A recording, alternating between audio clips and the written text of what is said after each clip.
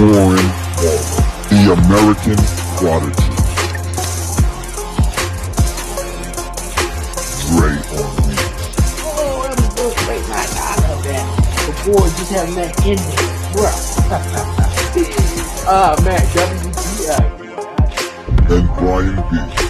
I personally feel like Gabe made the right decision by not. I think he gained a ton of acknowledgement from the matches with Gunther, taking him to the limits and them showing that. Commission Talks.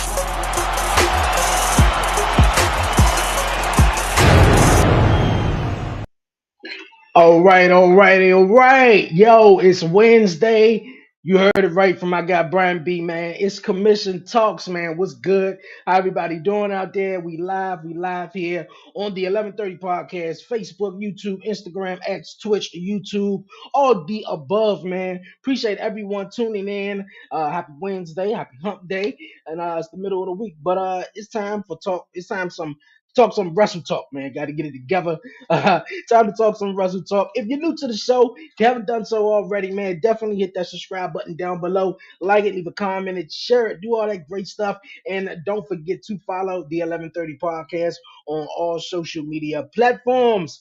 All right, now that's out the way. Like I said, man, it's Wednesday. It's Commission Talks. I got the guys. My guy Warren Marlowe, host of The Buzzer with Marlowe, is going to be joining us in just a bit. He's running a little bit behind, but he's going to be joining us here on this week's episode. Also, I got my guy Brian B, the host of the Beeline Entertainment. Man, he's been joining me on Beyond 1130 and more, but he's here on Commission Talks, man. Yo, what's goody, man? It's Wednesday. What up, Wrestle Talk y'all? Wednesday, right? Wrestle Talk went WT. Y'all, I love doing that shit. I miss Big E. Every time I do it, I think of Big E. But what's going on, Dre? What's going on? What's going on? How's everything? Ice Cream Man. You hear him? Y'all hear him? Ice Cream Man is back. Remember how exciting that used to be when he was a kid, yo?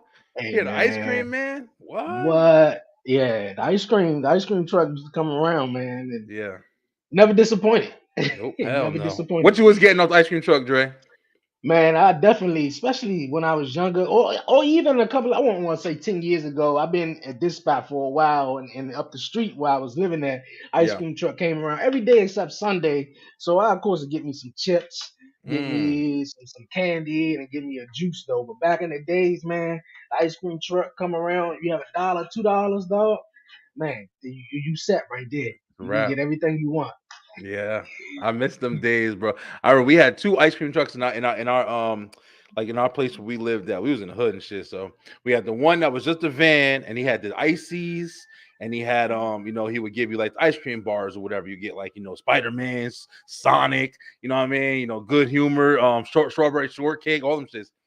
And then we had the big pink truck with the lights and the big music. And them motherfuckers served cones and waffle cones. And we was listen, bro. That was the one we used to listen to. And you knew which song was which. So yeah, bro. We got that shit too. I miss stuff like that. You used to get too excited when you were a kid. You know what I mean? Yeah, I know. Times changed though. I definitely times have changed. More people are in the house than outside, chilling and hanging around. So That's I true. think that's one reason, and a lot of people also, you got DoorDash and all that other stuff. So Yeah. hey, You gotta go to all the right, gym. man. Yeah, exactly. It's Wrestle Talk Wednesday, you guys. It's Commission Talks, man. We're gonna be diving into some Wrestle Talk. We got the Elimination Chamber coming up this Saturday, man. So that's gonna be off the chain. Everybody is buzzing about that. The WWE Yeah. Superstar just got in Australia, so that's gonna be great. We're gonna be talking about heels versus faces, as well as Patrick Clark, as well, also known as Velveteen Dream, wrestling return in the independent wrestling and top finishers, man. So we're gonna be diving into a little bit of everything here on Talk Pro Wrestling, Commission Talks. This week, Talk Pro Wrestling will be back this Saturday, There but you go. Commission Talk, we're gonna dive it in, man. Like I said, we got the Elimination Chamber coming up this Saturday, and we were chatting in the chat, man. And I was asking you gonna be up? You said it first before I did, though. You gonna be up 5 o'clock in the morning this Saturday? I'm gonna be up, bro. I'm probably gonna be up before to be real with you. I mean, now are they doing a kickoff show? No, I don't. I don't think they're doing a kickoff show, and usually they would. I know Yeah. the one they do in Saudi Arabia. They sort of do a kickoff show. Um, but if they do shit, that's gonna be what 4:30 in the morning though. But Yeah. I don't know. I don't think they are doing a kickoff show though.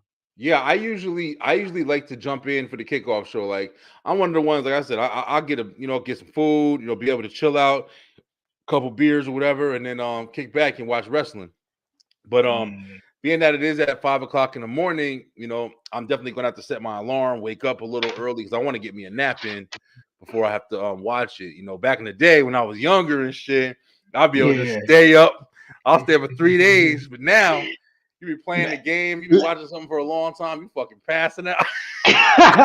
last I be time last time they came to Australia, I think it was 2016. I can't remember, but it was a couple of matches though on the card that I remember. I think it was the Shield versus Braun Strowman, Bobby Lashley, and Drew McIntyre. And I oh man, remember that, and that was like the last time Triple H and Shawn Michaels, I think, had teamed up or whatever. But the last time I they did remember the that. Australia one, I remember staying up. Till like 5 o'clock in the morning and watching it and everything like that. So before we get into the predictions, I remember way before WWE started doing these real special live events where they're more so internationally Yeah, because in the states that's 7 8 o'clock at night, and now since they over they go internationally. You got the Paris and France backlash, Bash in Berlin coming up, multiple events, right. even last year, and et cetera, though. But how do you feel about the different timing that WWE came on? Because it was just a specific time at one point. Yeah. You knew that, especially like Raw SmackDown was like 8 o'clock. The pay per view was coming on 8 o'clock. But how you feel about these international? I know the international fans are excited about it, but how you Yeah, feel yeah. with wrestling coming on 1 o'clock in the afternoon, 7 8, in the morning at that too? I mean, for me, it is what it is. You know what I'm saying? I'm gonna watch regardless, but ain't nothing like having your routine, your schedule, especially for like, events.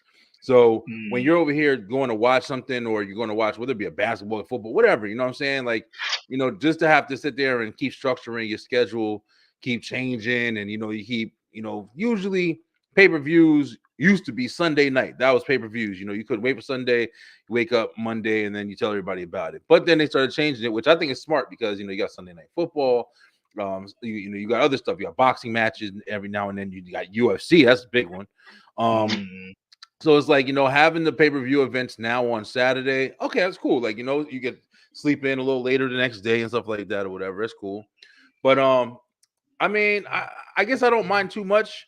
But yeah, if it gets like habit forming, like where you got to wake up fucking 3 o'clock in the morning to watch pay per view of it, that's gonna be a problem. You know what I'm saying? I understand it. yeah.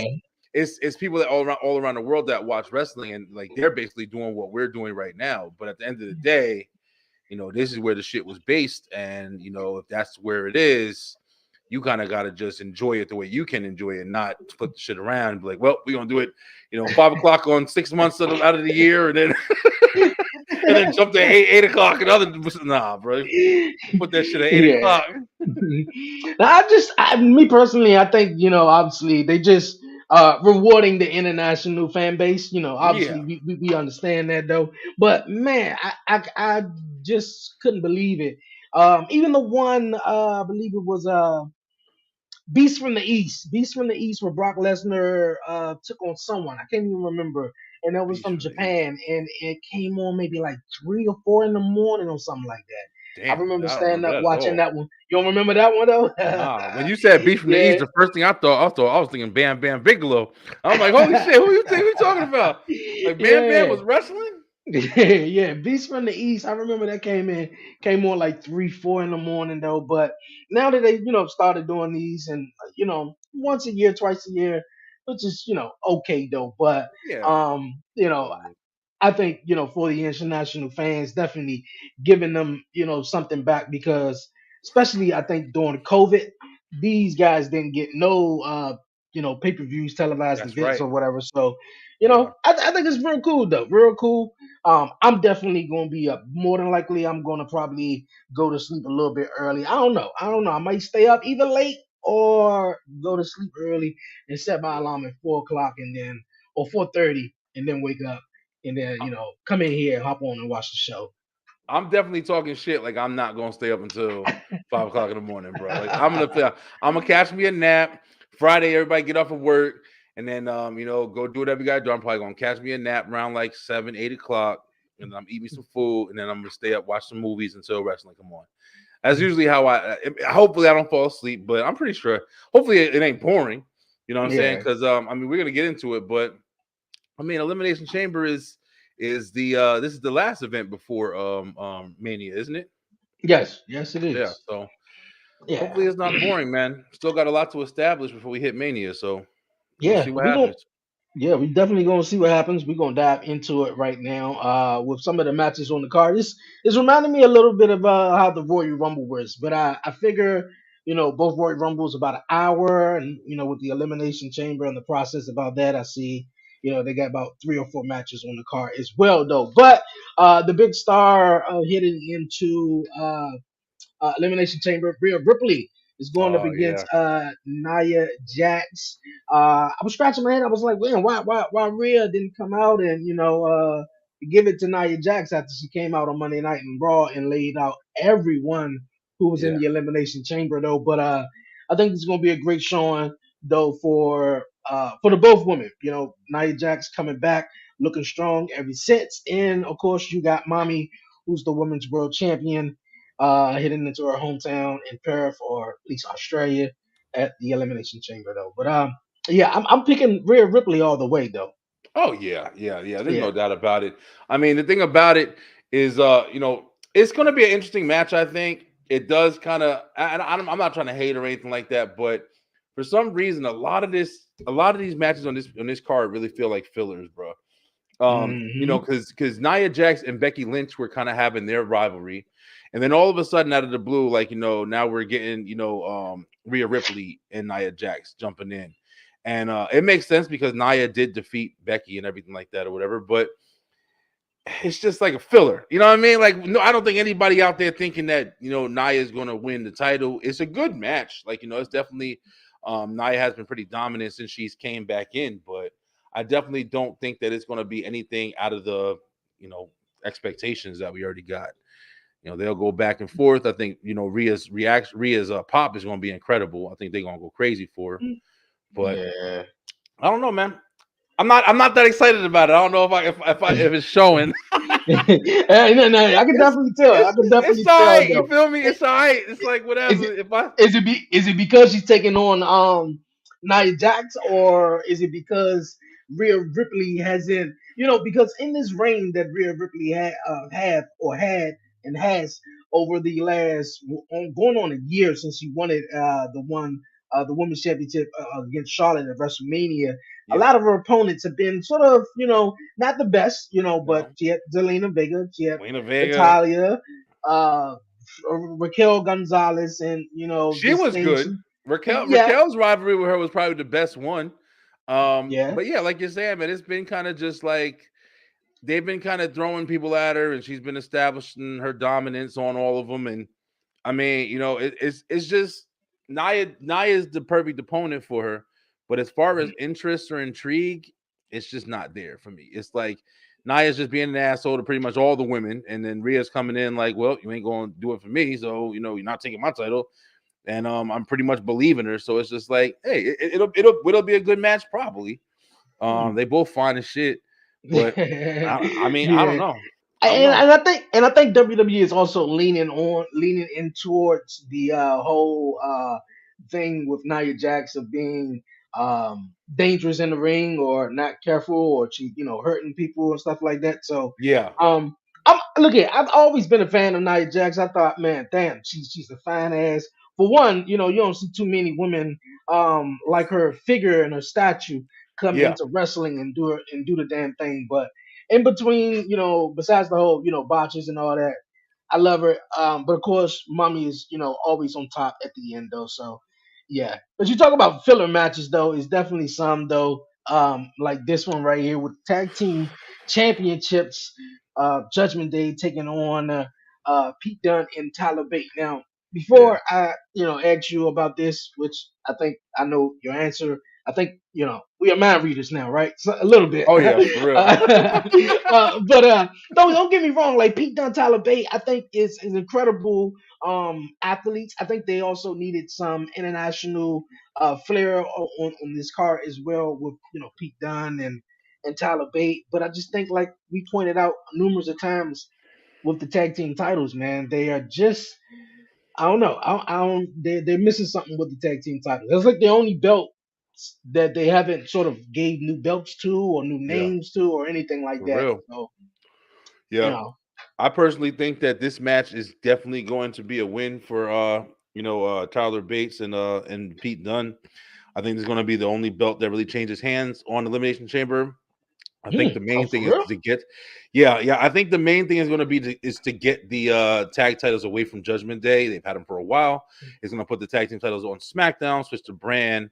You got AOP over there. You got Street Profits over there. You have, I think, a stronger tag team division, pretty deadly. I think there's more they can do with the tag titles over there in that aspect. So I do think they're gonna lose them. I also think y'all know my shit. I'm not even gonna say it no more until Mania. If it happens, it happens. But I think Damian Priest and his Money in the Bank is going to be more, looked at going forward. They can't really do that with the tag titles. They have titles on them. The breakup between Damian Priest and the Judgment Day, I think that's going to start being more prevalent. The whole our truth thing is going to be more prevalent. But at the same time, I could be completely wrong. They could do some swerve shit with Miz and our truth. I don't know. It can go a bunch of ways, but I think that Pete Dunne and them going to take them titles. Mm, okay, I don't want it. I I don't didn't want it. expect you to say that. Yeah, I don't think I'm I a don't know. mind I'm not reader gonna after lie, Dre. My bad. I'm not gonna lie, but I don't. It's not like I'm excited for them to be the tag champions. It's Oh no, just yeah, I kind of want Pete Dunne to go solo. I kind of want Pete Dunne yeah. to go solo on some heel shit. I don't even want him to be like on some face shit. But I I mean, it's just kind of looking at the card, man. This card is not the most exciting. I'll be honest with you. If this card was on after Mania, you think I'd be waking up at 5 o'clock in the morning for this shit? Fuck no. I'm sorry, yo. I'm sorry. I'm not trying to disrespect, but this is a Raw card. You know what I'm feeling? This all the matches on this card for the most part can be on Raw. I don't even think EO Mm, is fucking defending her title. Like it's no. not really too much happening. I don't even think Gunther's defending this title. Is he? No, he No, just no, fought no, Jay. yeah. He just defended it on Monday night, and I think the reason why he got a visa issue problem.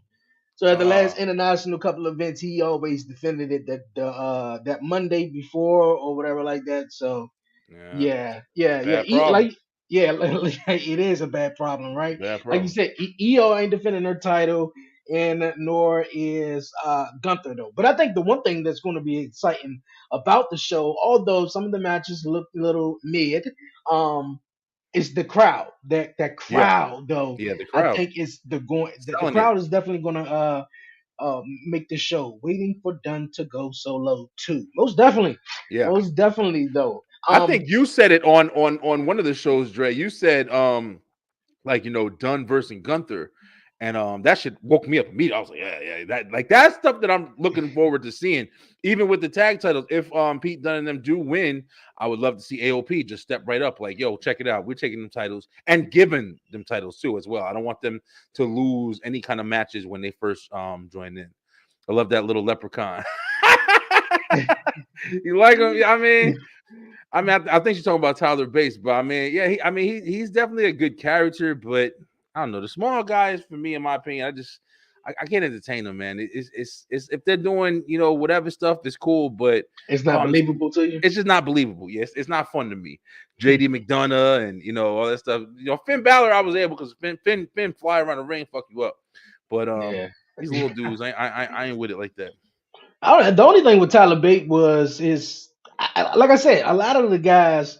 Well, Pete Dunne is different. Pete Dunne always seems to stand out. He always like man came off like, dude, man, this guy fuck you up in the Yeah, in the yeah, ring or whatever like that. legit too. Yeah, And legit, even though the size may be small or whatever, but he give you that like, okay, I don't want to get in the ring with him. Tyler Bate, he was I was talking about small Finn. and Tyler Bate momentum wear it off exactly when he was in NXT UK. So I don't know, they just Yeah, we'll trying see. some stuff out. Yeah, definitely, Yeah. we'll definitely see though. Yeah, Everybody I definitely feel see. like they are kind of like, I feel like they're not really focusing on the people they should be focusing on. If that makes any sense. Like I've been saying on here, like people like Karrion Cross, like people, like, these are people that I feel like would really make noise, man. And they're focusing on all these people that's just like, well, I mean, I just don't care, man. I just don't care about it. Don't ever underestimate us tiny. Can't un- you can't underestimate them, man. They're going to win WrestleMania, man. Yeah, that'll be some crazy shit. If I see fucking JD McDonough in a title match, listen, you think I'm gonna buy that ticket? I'm like, get the fuck out. Y'all motherfuckers is Hey, crazy. hey, better I not feel you though. underestimate them. I'm talking about Finn. Yeah, I know, Tara. My bad. I didn't realize. Yeah. Finn is a beast, yo. I like Finn. I like the personality change. Something that you don't really have too much of. You haven't seen it in a while either. When Finn went down to NXT, I was hoping, obviously, him joining the Judgment Day was, perfect and everything. But it seems though after Yeah. those title defenses and them title losses to Seth Rollins, he sort of like bounced back a little bit though. And Yeah. when they put the tag team titles on Finn and Damian Priest, at least Finn specifically, it felt like he got complacent with inside of the Judgment Day. So I mean, I'm loving what they got to bring, and I don't necessarily see them losing, but it would be great to see something different um with the tag team titles, in my opinion, though, going up until Yeah. WrestleMania, though. Yeah. I mean, it's not really too much else that from what I'm seeing is it's not really too much else that can be done with them as far as tag team. Because you really think about it, like Judgment Day was crazy dominant last year. They were crazy dominant. Like everybody pretty much had them on their high card as like most dominant faction in WWE right now. But at the Yeah. same time, this year, what's been the biggest shit going on? Our truth. And that's what's crazy. That's what's crazy. Rhea, she honestly has barely been a part of the Judgment Day. If you think about it, man, you ain't seen her and Dom all close together that much this year like that. You ain't seen her really even interacting with them. She's been kind of, soloing and people cheering the shit out of Rhea Ripley. But you see Mm, Damian Priest. Damian Priest has been making a name. Even JD McDonough and fucking Dom. They've been kind of running around making a name for themselves. But, Finn is always in the background. Finn is always in the back. He ain't really stepping up too much. So I think it's going to be interesting to see what happens with Damian and Finn. I think that's going to be the first rivalry if Damian does have a successful cash in. hmm I agree. I definitely agree. I want to see Bianca and Jade as a tag Tag team. team. That'd be interesting. Yay. Yeah, that would be interesting. I don't know what Bianca and nor does know what Jade is doing at WrestleMania. So Yeah. hey, we'll definitely see. Yeah. You guys, before we move on, we got the third guy of Commission Talk. Host the buzzer with Marlo in the building. Warren Marlo, man, was cracking. What up? What up? What up? Warren. What's up, man? What up? How y'all Hey, doing? doing good, Good, doing man. well, man. How your Wednesday going? It's going, bro. It is going. Yeah, that's the best I can say. All right, before we We'll leave move it on for a though. dad rant. We'll leave it for the Okay, dad. all right. Perfect, perfect. That's actually perfect though. We just chatting, about Elimination Chamber and some predictions and stuff. We actually were on the tag team title match with Judgment Day taking on Pete Dunne and Tyler Bate. Hmm. How you feel about that? And also Nia and Rhea Ripley. Oh wow, I'm pretty sure we got Rhea winning this one. Naya getting her moment. I think this is gonna be the time that Naya's gonna lose. Tag team match, even though they just revamped Pete Dunne. Tyler Bate, it's been a long overdue for him to be on the main roster. I think it's gonna have to be a Judgment Day win. Obviously, with WrestleMania coming up right off the rip, I mean, I don't know. I would love to see Pete Dunne and Tyler Bate probably just pull it off, and maybe they lose it the next 2 nights or something like that, just to get that moment. But Yeah. I think Judgment Day is obviously going to win this one. Yeah. Oh, okay. I think it could go either way. I really don't. I don't have like a fight in a dog in the fight for this one because it's just like Warren said, it could go either way. If Judgment Day did lose it, I feel like it would make some sense because it's got to be at least something exciting about some kind of change on this big event. I mean, we all know it's not going to be Rhea, But I don't know, man. Oh, you know what? I'm completely forgetting. My bad. I am completely forgetting the damn elimination chamber matches. All right, so we do got some interesting stuff. The title of the pay-per-view, right? Elimination Chamber. They got Elimination Chamber, yo. Warren, entertaining. Elimination singles. Brian said a little bit of what you were just saying, Warren, of having Tyler Bate and Pete Dunne win the titles, and just have a moment and something different at the shows, though. So, hey, we'll see what happens, though. We'll definitely see what happens. Warren got Nia, and of course, Pete and Tyler Bate, same as Brian and. I'm going with the Judgment Day, but we'll see. We'll see. All right, our first Elimination Chamber matchup, women's Elimination Chamber matchup. Man, who you guys got out of this? Before we talk about this, actually, no, we're going to get into this after this though. But who you guys got in this Elimination Chamber, the women's? I'm definitely going to say the obvious choice. It's Tiffany. It's Tiffany. Yeah, of course. It's Tiffy time. It's Tiffy time, man. It's Tiffy time, man. Tiffy time. It's Tiffy time. Barbie comes out, it's gotta happen. It's gotta happen. Yeah. I definitely. No. You know what? As a matter of fact, it's not even Tiffy time. It's Raquel. She just came back 2 days ago, so of course she's gonna win. I mean, after she came out, I knew who was winning the Battle Royal. Oh yeah. Nah, man, I wasn't excited about that. I mean, neither. I wanted Chelsea Green to win. I mean, was I the only one? I feel you. I'm ready for her to get a push. Before they did all that, I will say I did like the fact that everyone got their moment coming in the ring, not like, oh, it's already everybody's in the ring and just continue on. The only person I thought could maybe been other than Chelsea Green was probably Shayna, but we knew Shayna was already dynamicing with Zoe, so obviously that wouldn't have been the case. But when Raquel came out, I was like, yep, Raquel's winning. Yeah, I feel you too. I kind of felt like as soon as I saw her and saw her music, I was like, yeah, they trying to build her up. I mean, she does make sense. Like I was just saying, like she was the only rivalry with Rhea she's the only rivalry with Rhea that I really saw that was like, credible, man. Because all the other rivalries were kind of just basic and kind of just or whatever. It wasn't really nothing. She actually at least had a rivalry. And then remember, Nia Jax came into that rivalry right there. So I don't know. I guess it's kind of telling the story, but I also think that. Hey, I like Tiffany Stratton right now. She is killing. Becky's the obvious choice. We all know that, right? I thought it was Meechin. Oh, come on, man. Yeah, Becky definitely is the obvious choice when they, they even did a little face-to-face at the press conference with Becky and Rhea Ripley. So it looks like they're going that way. If they pull a swerve, that would be nice. Kill it, Dre. Which I don't think they don't abuse Tiffany like that. No. Oh man. I mean, look at some people don't know Tiffany though, but Tiffany been definitely showing out in NXT though. She all right, bro. She knew. Warren said it. Warren said it a while ago. Warren said it a while ago, and I was kind of like, whatever. But she all right. I'm not gonna give it. She botches that fucking moonsault every single week. Not as bad as Sammy Guevara. Not as bad as Sammy Guevara now. Yeah, he definitely fucked up. But I mean, if Dre, you were just saying it. Like if we all know that they building the Becky Rhea's. We knew that shit before. What's it called even happened. Yeah, but you guys noticed right when I think we won the Royal Rumble last year. Rhea won the Royal Rumble, and we eliminated Liv.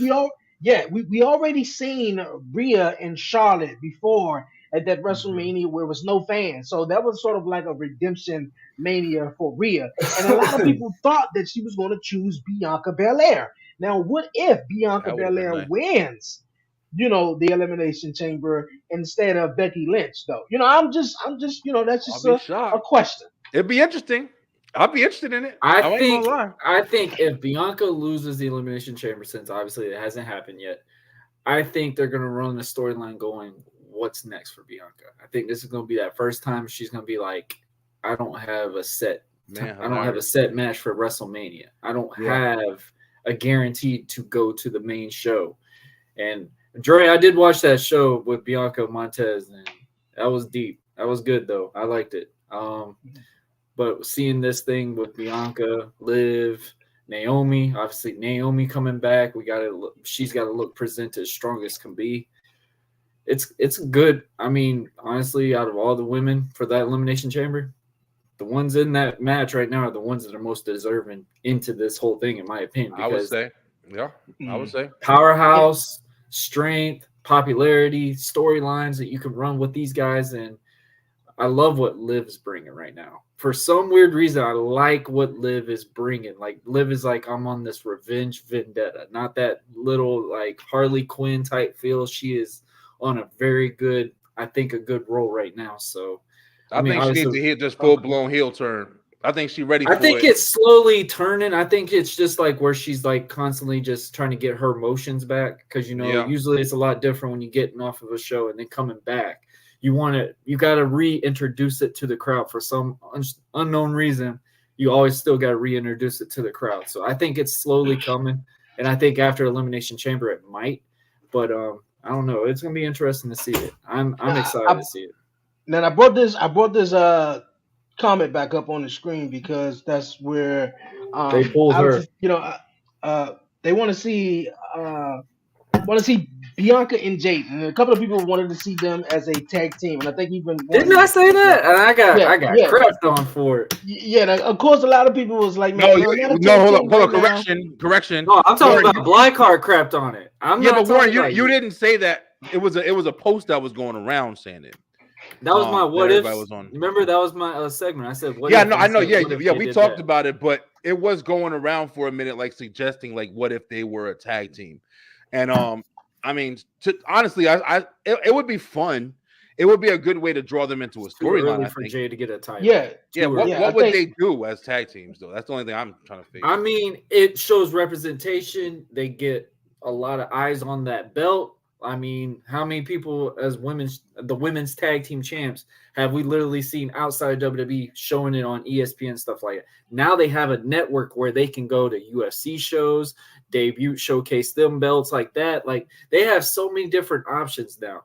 So, I mean, it would be great for representations to the titles, but I agree with you. I think it's way too soon for Jade, because we said that about AEW. She should not have the title as quickly as she had.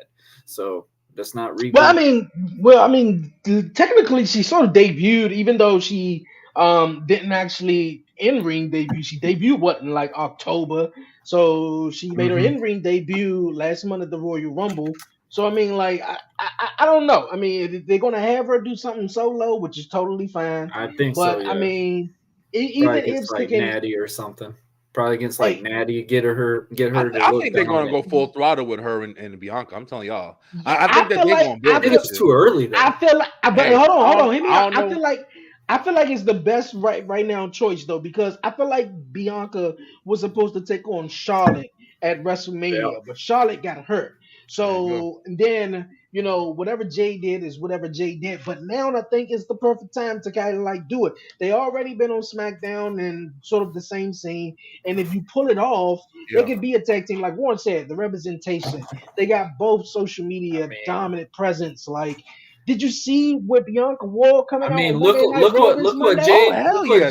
That's part of it. But Dre, like you said, that's part of it. But that's why I'm saying I don't see where the tag team fits in. I mean, they could make it as a thing, but I'm saying, what would they do? Put them up against Chelsea Green and them? Like, it doesn't make sense. It makes more sense to me if they're just like, yo, I'm the baddest bitch here. Kabuki Warriors. You were the baddest. You were the EST, but now you're looking at the EST. And I can see Jade and Bianca having a fucking legit storyline without a title and making that a Mania match. Everybody gonna want to see that shit. I mean, it's a spectacle in itself. You don't need anything else around it, honestly. But you also got to realize Bianca is undefeated at WrestleMania. Yeah, but also, let Jay kick ass. Yeah, but also the thing is too, I'll like, be if down you go for here, you. I'm straight down with that idea and that way. But I feel like if you just go straight throttle with just putting them head to head together already, then what's next though? Like, for them, obviously this could be the potential. We already know Bianca is one of them, but two of the biggest women's wrestlers of all time in WWE. So I feel like the tag team thing is a start to where it's like they could be tag teams. They could be like, oh man, you know what? We sort of got a similar background. We do something similar. And we both got some great representation. And how Bianca Don't get a already lot of is like, TV man, time. I won WrestleMania. I've been there, done that. Now it's like, what's next for Bianca? But Jade is also coming in and stepping up, and Jade want that spot. Jade gotta take out Bianca before, and of So course would you I feel think? like So both of so would them you think could Bianca be in would there use Jade together. as a protege type storyline? Like use Well, Jade I like wouldn't. I grow? would. I would. No, I wouldn't say that. I would say that they would just sort of like I'd be down for we that type already of look. story. They already told the story in the Royal Rumble. They already told the story a little bit in the Right Royal there. Rumble when Yeah. they cross path from one another, and you see the smile, and you see the look on each other. So it's like, okay, now we could really do something with this women's division. So by putting them as a tag team, then they dominate or whatever. But I wouldn't say no protege because Bianca is established. Now, Jade could be sort of looked at as a protege, but then That's what I'm she will saying. come. Jade's gonna be the protege. Jade would be But her not protege. necessarily. Not necessarily though. It would feel like she's the protege until she step up and realize like I'm here to take your spot, not be in the Yeah, same share the that's the same story I spotlight would with want to you. go with. See, Like I it feel make like that feud Bianca. bounce in with it. I feel like it would be perfect. I think I agree with what y'all saying. I mean, the story sounds good.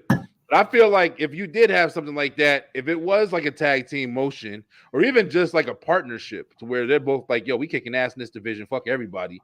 And they running rampant, looking good, coming out of the ring. I feel like it would make more sense that if Jade was getting a lot of love for Bianca to use the opportunity to turn heel. Because Bianca's definitely stale. You know Just shit is they definitely turn stale. Bianca. You Mhm. know they I be would say turning if Bianca flipped on Jade, it would establish Jade in a nice way and it would give Bianca a new look on her as well. I think they're gonna use Jade as the heel portrayer. I think they're gonna want to go with that because Bianca right now is the female John Cena. Right now, I mean, I know I just got done watching that Montez and Bianca show, and I mean, just seeing how these kids revel, just look at Bianca and look at the way she is and everything. I mean, you want to give her something strong for Mania. You want to give her something And I feel there. like she will. Yeah, I So definitely think she will. I mean, at the end of the day, I still firmly I believe that we're gonna see her and Jade at Mania. I mean, I get that y'all saying the weight aspect. I mean, I agree.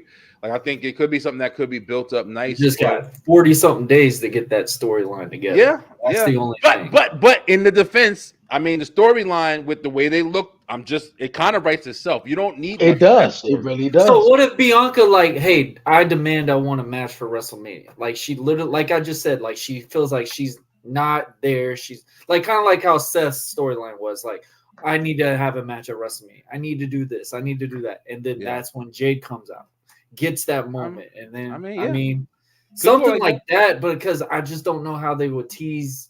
I mean, obviously Jade's been in and out of the camera, but I get why they pulled her out of the Elimination Chambers because they don't want her to lose. Because they don't want her to feel weakened on this. So But that's why I'm only who said worried that about was definite though? Because I've seen a lot of stories, but I didn't heard anything like etched in stone. No, About what it. I'm saying is what they're looking like a viewpoint. I'm saying like how they would book it. Like you don't want to put Jade in a match if she's not going to win. Period. Yeah, but I'm saying who said that Jade was in the Elimination Chamber? I heard that rumor, but I never heard that was definite. There was an in and out about her, and there was between her and Raquel. It was just depending on if Raquel could get back faster. That was the only reason. Jade was option 2, basically. That would be a horrible fucking decision if WWE said, "Hey, let's take our prime star we just paid millions of dollars for and go make her an option 2 on a fucking throwaway." That doesn't make any sense to me. I mean, that sounds horrible. We see business. Raquel back now, so I mean, yeah, I think they would have went another way before they just threw Jade to the wolves.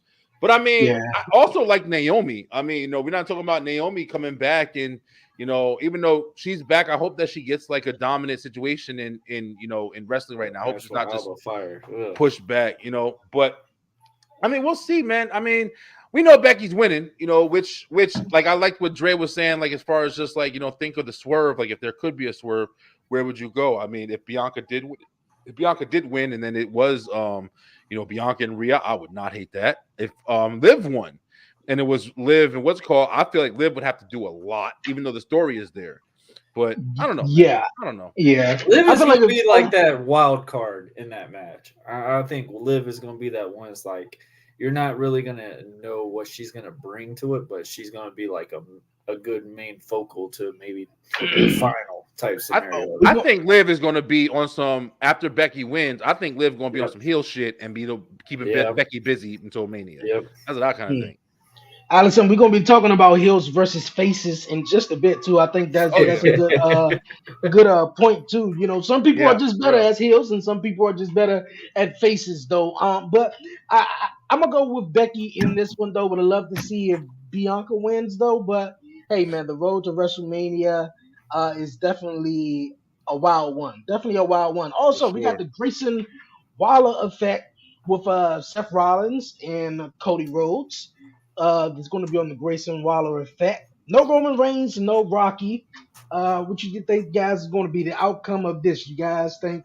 I feel like The Rock sent Solo Sikoa and Jimmy Uso to attack Cody Rhodes on Monday Night Raw. What you guys think? Hey guys, I heard that. I think Rock sent him. I heard that Roman Reigns is actually going to be there. I don't know. Oh yeah. But I heard that Roman. I saw a tweet from Roman himself. Roman Reigns going to be there. Okay. If y'all saw it. I don't know if I'm wrong, but I'm pretty sure I posted it somewhere. I heard that Rock is going to probably be there because I know they've been requesting for him. Bro, listen. I He was think in Daytona. I might be the only one that still feel like somewhere in this match right here on this pay-per-view, we getting Roman and Rock versus Seth Rollins and Cody Rhodes. You think so? Yeah, I think so. I think so. Hmm. I definitely don't think it's gonna be a Mania. We don't have the conversation for the rest of our fucking life. Well, at least until Mania, but I definitely don't think it'll be a Mania. Mania makes no sense.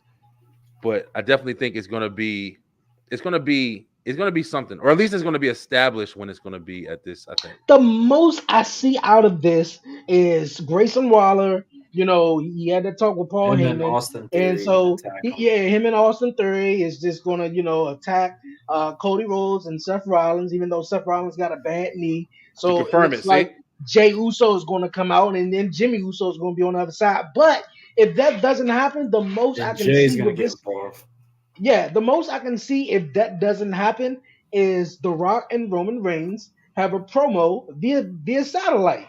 They just do something via satellite, and that just is what it is. Roman's gonna be there, bro.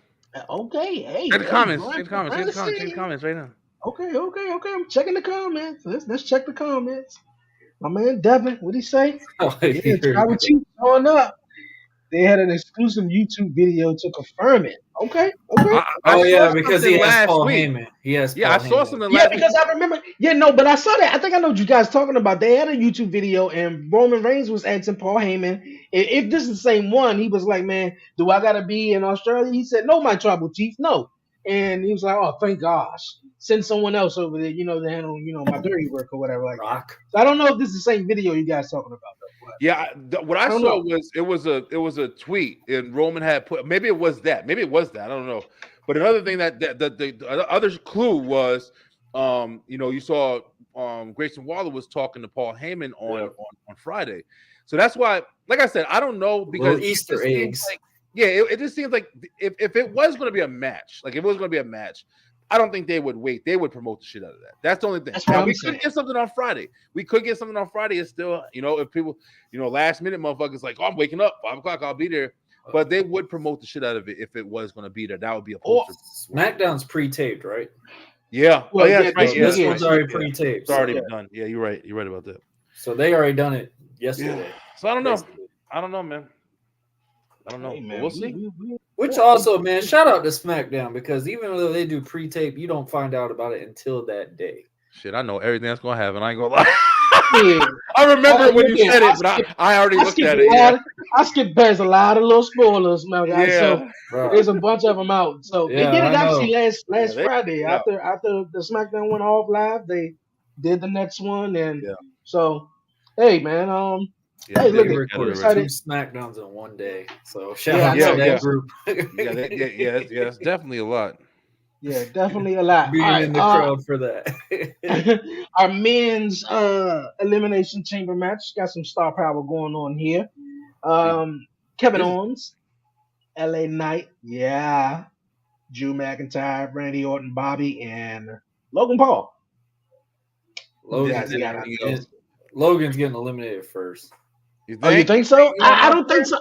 I think Logan Paul have to eliminate LA Knight, and that's how LA Knight gets his match with Logan Paul at saying? WrestleMania. No, There they you still go. got a That's little bit. nice. They still got a little bit for that one. That's nice.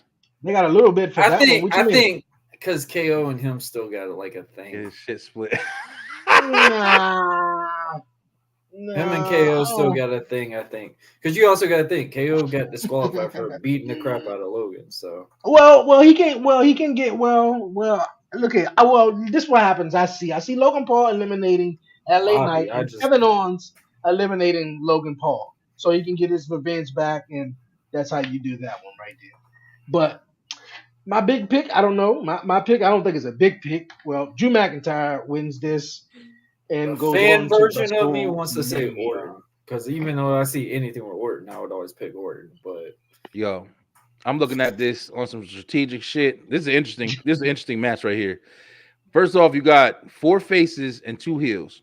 maybe Not LA even 2 Knight. strong heels. LA Knight, Drew McIntyre Maybe. and Logan Paul are That's the 2 heels. That's another thing. I don't want to cut you off, Brian, but that's another thing in the women's don't. Tiffany Yep. is the only baby face. That's why I was rooting Heel. for someone Heel, yeah. else like a heel to win that Royal Rumble, the women's Royal Rumble, instead All of right. Raquel. So to balance some, out in in the matchup. But yeah, Yeah, but do but Logan Rhea's Paul a is heel good. champion, so it makes more sense. But Seth is a face, so Mm. it's like for 4 faces to be competing to go up against a face, and then you have 2 heels. Tell him I now. want to say Drew because Drew is making the most noise, and honestly, he's the most interesting right now. Yes. But at the Mm. same time, it doesn't really make sense because he beat fucking Drew like twice already, man, Yes, on he some did. clean shit. He did. But I think That's Drew not- was it's not never interesting. Drew was never the option though. Obviously, That's with what. everything to get Yeah. thrown in, he was Yeah, never the option. But he's the only option. I ain't gonna say he's the only, but he's the favorite right now to yeah, actually win. He makes sense, for real. I believe it. I mean, Orton, but still, I don't know.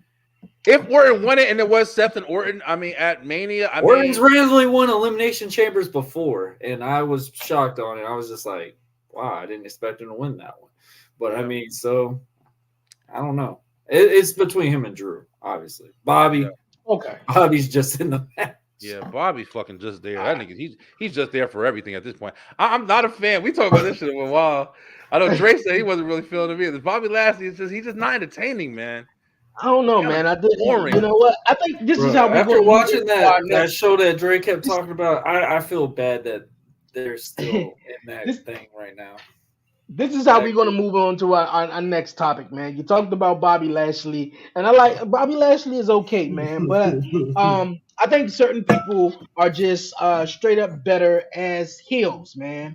And Bobby Lashley, to me, he's just a better heel than he is as a face. Now we get a lot of guys who come in the WWE or whether it's wrestling in general that we've seen over the numerous years, whether it's Stone Cold Steve Austin or whether it's Rhea Ripley, Mommy right now, The Rock right now, multiple guys, Rhea Ripley, when she came in, she was a baby face, but she turned it all the way around, and as a heel, she's definitely been doing the same thing with Roman Reigns. The Rock is Hold on, recently. which one? I'm Oh, okay. Right. the Hold on, I'm hold gonna on. leave Hold this on, hold off on. to Brian Hold on. B. I'm gonna kick it off to Brian B. All right.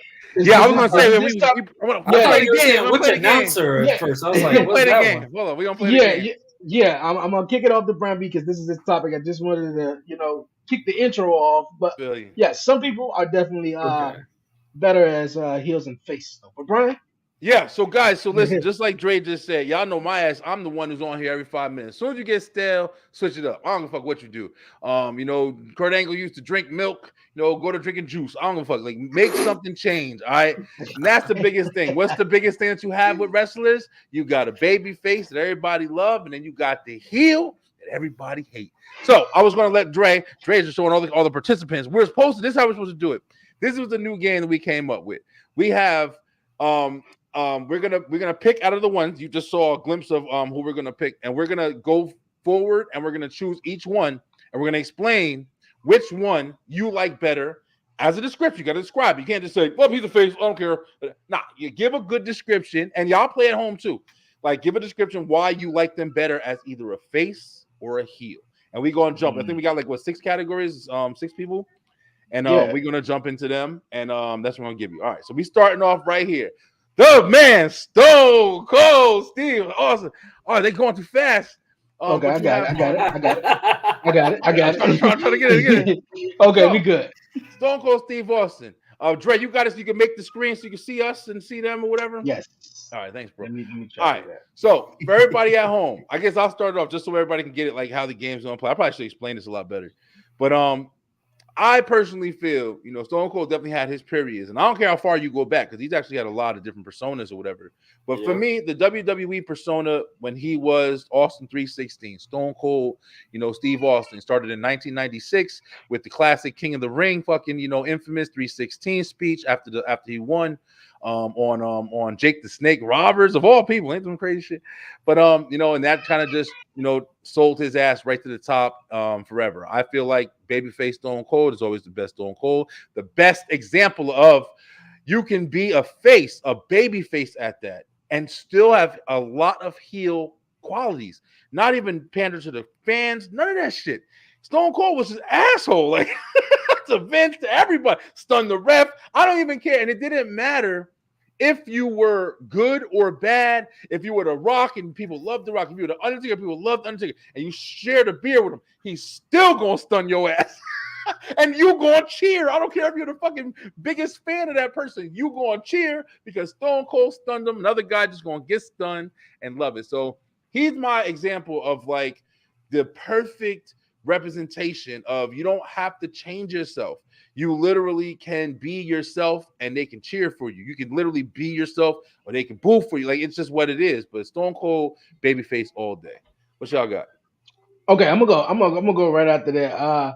Me personally, for Stone Cold, um, the heel obviously choice for Stone Cold was something just to see something different, just to see where it goes. And obviously with the story with McMahon, I think it worked for that time though. But babyface Stone Cold was the kicker. It was the guy who never gave up when he was in the submission match with Bret Hart at Yep, I was about to use WrestleMania, that and metaphor. with the Yep. bloody the blood pouring down his face, and just drinking beer, even getting dropped on his neck, and he come back and just like, you know what, man, I'm gonna stun every some bitch in this locker room, and I'm gonna get that WWF championship, and ain't nobody gonna do about that. Like, I was just like, Yes. dog, like, come on, man. Like, you just gotta fucking love it. And although Stone Cold heel persona was nice, it was something new, was something refreshing. It was, we all say, man, some people are better faces, some people are better heels, but some people stand the same for too long, like a John Cena or like a Yes. Bianca Belair, can get stagnant for the crowd though. But Stone Cold was that guy who was just so over, who was so beloved throughout, I think race generations or whatever. I don't think you could have went wrong with just riding that coattail of Stone Cold Babyface all the way though. But yeah, I'm gonna have to definitely choose Stone Cold Babyface, man, all day. But I think if it, was it the period of time? No, I think it was pre-time, a little bit before he turned heel, that the what came around though. The But what? Yeah, I think it was yeah. heel. I think it was heel Stone No, Cold. he Oh, was a okay, What? heel. okay, He was a okay. heel. See, He look, just see, started. look, see, we got Hill Stone Cold. If it wasn't for the what, we wouldn't get the, Hill. If it wasn't for the Hill Stone Cold, we wouldn't have probably got the what. So For real. I'm gonna have to definitely go face, man, because man, just the moments, the glass break, people just losing their shits, man, like Some of the obscene, biggest pops of all time, biggest, man. biggest, biggest. Biggest. What you got, Warren? What? What? That What was you got, cool. I Warren? like that. What? All right. Dre really just freaking said everything I was gonna say about it. For a man to turn Bret the Hitman Hart from one of the most beloved baby faces, even though he was Canadian, American crowd loved Bret Hart until that night. Stone Cold and Bret Hart put on a clinic, and the most crimson change of all time. Stone Cold went from most hated to, oh my gosh, I absolutely love this guy. And then it went on to going into stun McMahon, the first one to ever really get a role with McMahon. And that's what really made this man. So obviously we're going to have to say face. I mean, this guy is the reason why WWE is still right where it is now. WWE has that hard time finding out who's that next guy because of this man right here. And obviously the other guy we say, oh, well, I used the reference when you talk about Michael Jordan, Kobe Bryant, or when we talk about MJ and LeBron James, everybody's comparison is going to be Stone Cold Steve Austin and The Rock. These two have revolutionized not only just pro wrestling, but they made wrestling more networked around the world. You don't even have to watch pro wrestling. You know who Stone Cold and The Rock were. So obviously, babyface Stone Cold, the what chance, it's still over to this day. Even though I'm a diehard Rock fan and Stone Cold obliterated, I can never pick the heel because of WrestleMania 17. We never forget, Austin. We never forget. Okay. All right, Okay. next up, we got Mommy. All right. We got Mommy. Don't even put that face side like the next one because that was the most weirdest thing ever when she was a face. All right, guys, start off, Warren. The heel. I mean, when Rhea came into NXT, I remember when she first came in, she was a blonde. I mean, real pretty girl, Shit, smoking hot, everything. I was just like, I like her, but she doesn't have anything different than anybody else that was there. Believe it or not, that house show, she beat Nia Jax. And that was like big shocker. Like, oh my gosh, she beat Nia Jax. And then you see her change her hair, cut the whole slick. I don't really go for people with this type of character, but she makes it look good. She makes it look like you want to be around her. She makes it where you just want to buy her t-shirts. Who else are you going to randomly just call a random girl Mommy? And literally it just run. And I mean, if it weren't for her, Judgment Day wouldn't be what it is today. I believe that for sure. I believe that as well. I definitely believe that. Okay.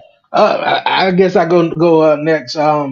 Little bit of what Warren was saying, man. When she debuted in NXT, she was definitely a blonde, and even when she came up to the main roster, and Charlotte had won the Royal Rumble, and she challenged Rhea, who was the NXT Women's Champion, and at that point, Rhea was still trying to find herself, but it wasn't until she joined the Judgment Day and she had this goth type look. And Mommy took off, and with Dom came in, so things just they did a whole 360 for her career. And another thing, I think I said this one time, man. Rhea Ripley reminds me of like your girlfriend or something like that, man. Like, yeah, you did. when you see her at times, she ain't got no makeup on, and I'm like, damn, you look good, boo. And then you see her again, she got some makeup, and like, damn, girl, like, oh shit, you just doing a damn thing. Most female wrestlers, you only see them in they one presentation, whether they just full makeup on. That's just that you sort of see them. But I think Rhea Ripley, when she do the house shows, she sort of relax. She sort of she's doing something different. So I think with this whole heel persona of Rhea Ripley and Mommy and stuff like that, she's on top. Definitely. Thank goodness for that run too, because you also got to think, man, Rhea was on a real lost in the shuffle moments for a long time. Yeah. And for her to get that back, that saved her career. Period. I got to say this too, like, what really inspired me to do this, besides just the fact that I come on here all the time and I say, hey man, fuck it, they ain't working, put him heel. But also was The Rock, man. The Rock came back and he sat there, and one of the things I was saying on this show was like, the only thing I saw working for The Rock, like inserting himself into the picture with Bloodline and everything right now, was turn heel. It just didn't make any sense for him to do anything different, in my opinion. And the fact that you have these guys who have the ability to bring out even kind of a different character, man. It's not even like they're the same people sometimes, just by having a different persona. Same person, different persona. with Rhea, I definitely like that. Rhea, she was cool being a face and everything like that. But like you guys said, she literally came into a whole nother world when it was with the Judgment Day stuff, man. She put the black lipstick on. She cut the hair different, the purple fucking bandanas. When she was running with a different tag team every 5 minutes, from Liv Morgan to this person losing to Charlotte, it was just she was never supposed to be nice. It looked like. And that's the fucking thing I'm talking about. Whereas, like with Stone Cold, you have people and they make them a face and they got to pander to the crowd. And, you don't have to be that way to establish yourself. You can be an asshole. You can do whatever to establish yourself and still get results. Because Rhea, as a heel now, is over as fuck, bro. The crowd loves her. Even if they'll boo Dom and cheer Rhea. It's fucking crazy. And they together. So it's like, it's interesting that Together. you can see that damn dynamic, man. And because she's a heel, this has put Rhea Ripley into the category with all of those other dominant women wrestlers, such as Yes. Bianca, Charlotte, Bailey.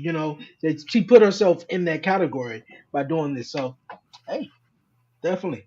All right, we're gonna go to our next one, the Brahma Bull. The Rock. It don't matter. I'm not even gonna make an answer. Like, I love both of them. That's Yeah. just my dude, bro. I can't just decide one.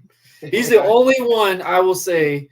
Me being at 10 years old, me never going for a This is bad guy, hard. ever going for a Hard. bad It's a hard guy, one. never This ever is going hard, for a bro. bad guy. And when Rock came on my TV taunting Hurricane, which I liked Hurricane, but when Rock would go on my TV and just taunt this man, call him, "You ain't no superhero. I'm the Scorpion King," pointing his head when he hits the clothesline, and God forbid the freaking Rock concerts as a heel were the most monumental things that we still talk about to this day. So on both personas, he is literally one of the top best on both. So I can't pick. I really can't. Listen, I'm gonna. Look, go ahead, Brian. Go ahead. All right, I try to say it because it was on the tip right now. I get you, Warren. I feel you. I definitely understand what you're saying. But I think you forgetting. I don't know if you're forgetting, but my personal favorite Rock was when Rock came and he was Rocky Maivia. Yep. And then they started saying, "Die, Rocky, die." And they say, "You know what? Fuck all y'all." And he joined the Nation of Domination. And he didn't just join the nation, but he completely took over the Nation of Domination.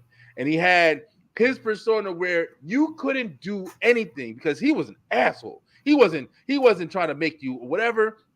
He was telling you that you were his people. You were going to follow him because he's the most electrifying man in sports entertainment. He was fucking kicking Mick Foley's ass. He was wearing dressy shirts and sliding in the ring and hitting people's elbow and finishing motherfuckers with an elbow drop. Let me tell you something. This is the man. When he picked up that chair and busted that shit in front of Farouk's face. Yep. Remember the picture he gave him, the president? He gave him a picture of himself. Heel Rock is gold, bro. So Nation of Domination Rock, right before the people started cheering for him, right before Chris Jericho came and all that shit. That was the Rock. He used to push his head and fucking head, put his eyebrow. That was my shit, bro. Before the corporation and all that, that's where I fell in love with the Rock. I was like, yo, listen, this motherfucker is greatness. Like you said, he might have been the first bad guy. Nah, because I like Razor Ramon. I like the whole bunch of people.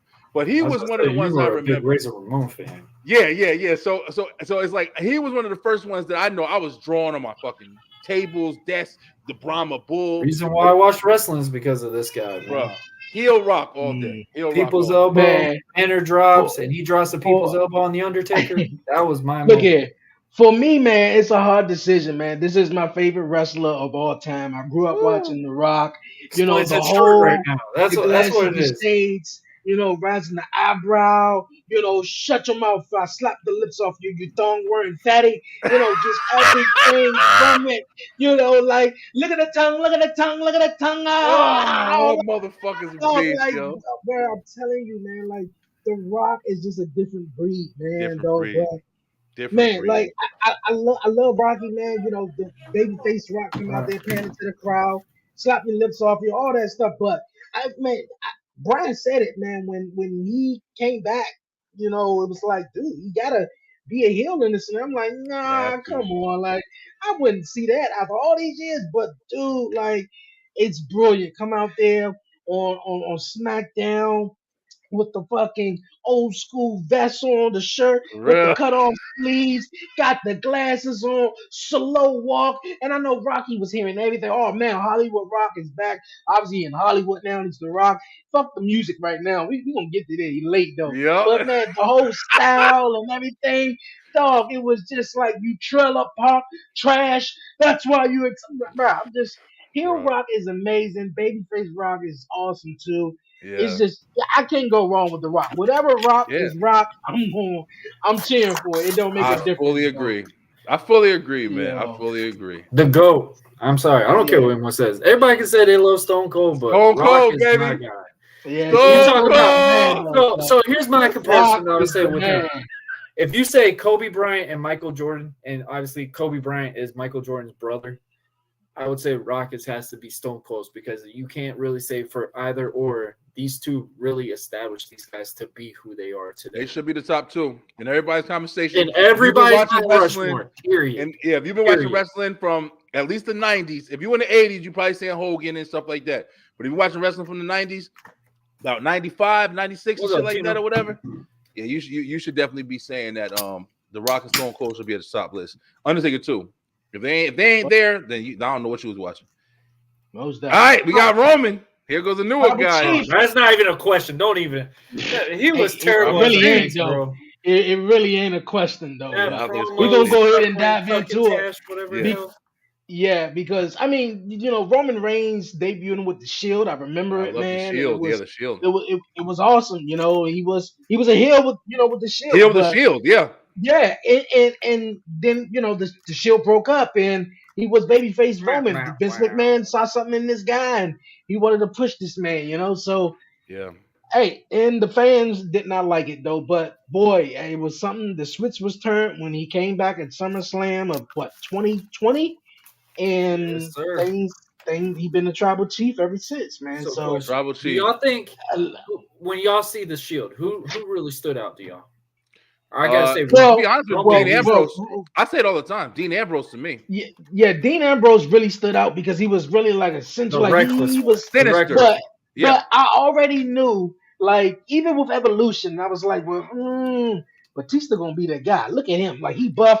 This man love meaty men, So Roman Reigns was the other big guy. I was like, oh, he loved him too. So I knew that, and just like the thing with the Shield, each one individually had their own little thing. Like they Yeah. was like the guy separately though, But Yeah. yeah, I mean, obviously a lot of people's eyes was on Dean Ambrose. A lot of people trying to pick like who is the leader, of the group. Was it I Seth? saw it as Was Dean, it bro. I saw Dean? Seth I didn't saw it as really talk Dean. too much in the Shield. Yeah, he like didn't. Seth didn't do too much in the Shield, bro. That's why when he turned and he was the one that hit what's his name in the back. But if you didn't know Seth from NXT and everything else he was doing, you'd be like, oh, He damn, I didn't really see he that was the shit. big baby face. He was the big baby face. Because you didn't really see that shit happening. But then when he flipped and hit Roman with that chair, before that, Dean was holding it down. He was almost like the Joker kind of personality when he was hitting the fucking promos with the shaky camera. Like Dean was riding that shit, bro.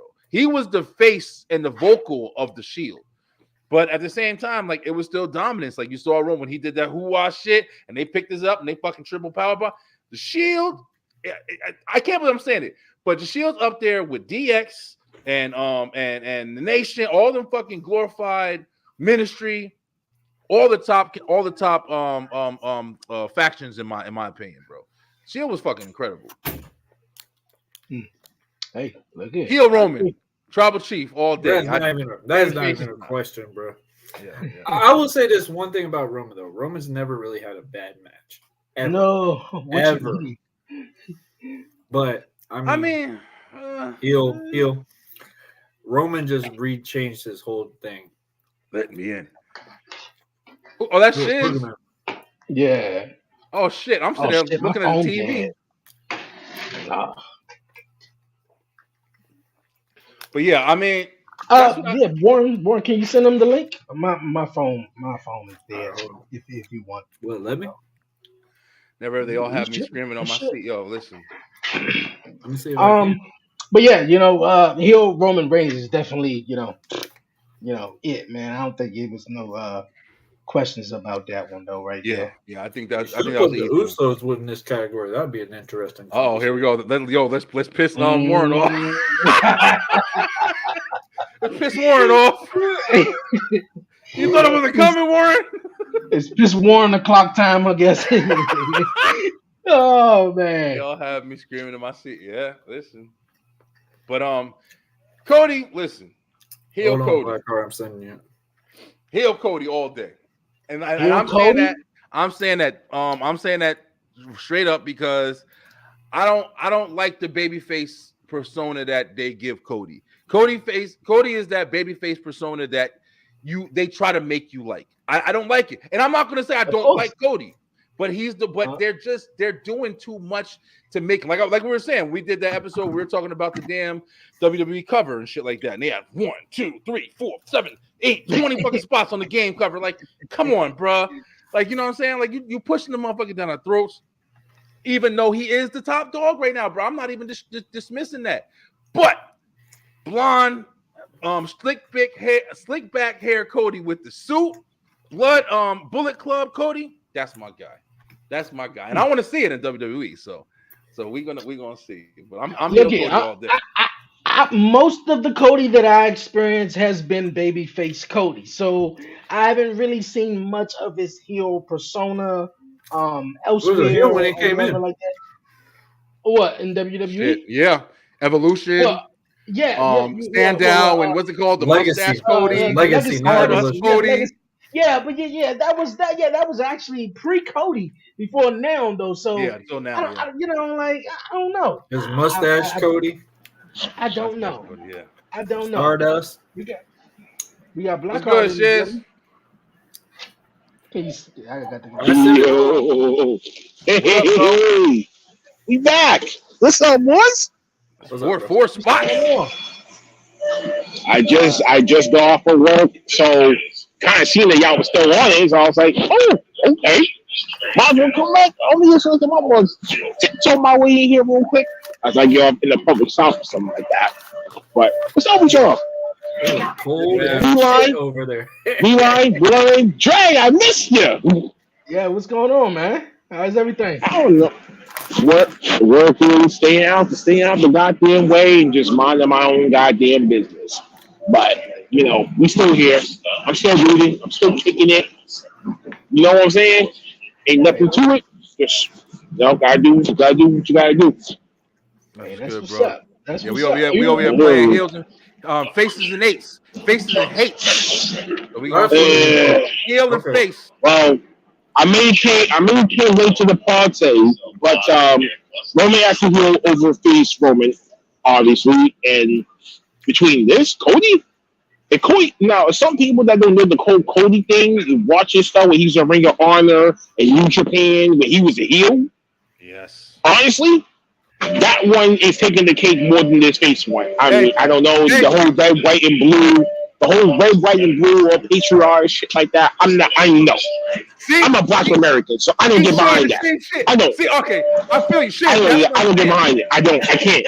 I rip him as a face, but I just don't. He's not my face. Yeah, I agree. I firmly fucking agree because I literally was saying, like, even like he just said with the red, white, and blue, it's like everything about this nigga, like you have to pander to the crowd with him. And I just don't like when they try to shove them niggas down your throat like that. So I feel the same way. I feel exactly the same way. Okay. Warren? Good, Warren. Yeah, sorry, Warren. We got somebody in the comments though say it's face Cody Rhodes though. Like started watching them. Like Warren, yeah, like Warren, not Warren, but Blackheart and Brandon said, him and Ring of Honor in Japan. If you haven't seen them, I was one of the guys who really haven't seen much of them in Ring of Honor in New Japan as a heel, but I would like to see him as a heel. I've seen him as a babyface. Obviously, he's over one of the biggest baby faces in the company right now. So just gonna have to say face because that's what I've seen him as. But I wouldn't. I said it numerous of times on this show. If he doesn't win at WrestleMania and the story doesn't get finished, what's next for Cody? And I always say a heel turn would be possible. So hey, let's see. For sure. Listen, can I just have one Cody at least You're breaking to in and out. remove from your deck and put it somewhere else, please? The more that I keep looking at that, I just want. You breaking in and out. We It's can't. breaking up. That's You breaking why. up. Can this man pay for a laser tattoo removal and get that place somewhere else? Do me that Oh, favor. he's talking about the tattoo. The tattoo. Yeah, I'm talking about his neck tattoo. Do something else. Put that somewhere else. Don't put that on your neck. Come on, dog. What do He you went want? full throttle with that one. All right. All What right. they What you guarantee mean? that He's you making can't more pay money than anybody us. Please, you mean to tell me that this man cannot get a laser removal surgery done? Oh yeah. They definitely can. They do that shit a lot better That now. shit hurts. Yeah, It does hurt. yeah. It does fucking hurt. So, All right, so this so, one we I'm just had saying. I was picking out of all the commentary. This is all the commentary and WWE. We didn't go too crazy, but I even was kind of incorporating like even ECW and WCW and shit like that back in the day. Heel or face commentary. Which do you guys prefer? You guys prefer like I don't the even King? remember Gordon Solie being heel. You remember who? I don't remember Gordon Solie ever being heel on I commentary. don't know the fuck that is. But Gordon Solie right there. Gordon Solie, no, it's not. That's fucking Brian. That's Bobby the Brain Heenan and Gorilla Monsoon. Oh, Gorilla Monsoon. Ah, you too But young, I Warren. I'm saying I never remember him being heel. That's Gorilla Monsoon. Bobby the Brain Heenan was almost the king of heel commentary.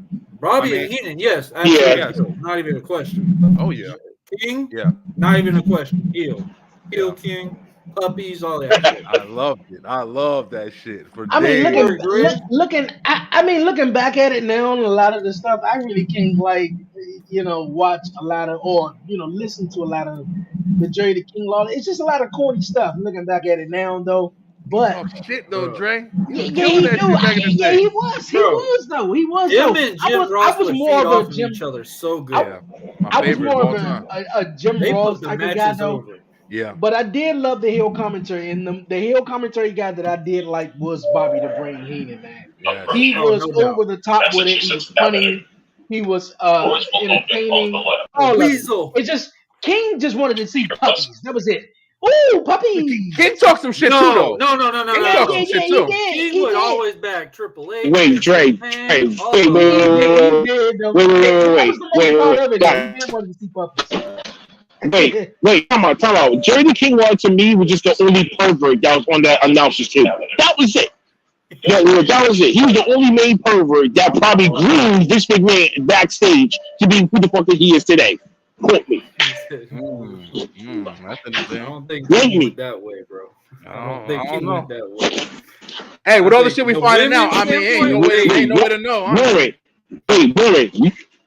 Exactly women's what Dion standpoint, just said. With all the stuff that's coming out now, we don't know who really did what behind closed doors. We don't. Hard to fucking find out. Tune in I ain't to next speculating week on though. Dragon I ain't gonna say that Ball. shit. It is, though. It's too much out there Man, already. if you ain't gonna see him in the hour, he knew it. He was giving motherfuckers. Hey, look at as we know, some guys are just some of them are better as baby faces, and some Whatever her go name is. really well as heels in wrestling. Though, before we move on to our last topic, one topic real fast that I want to touch on too.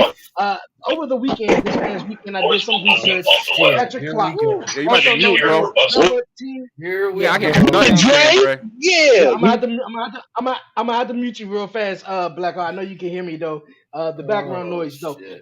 Yeah, I know. Warren, hold up, just a second. Ooh.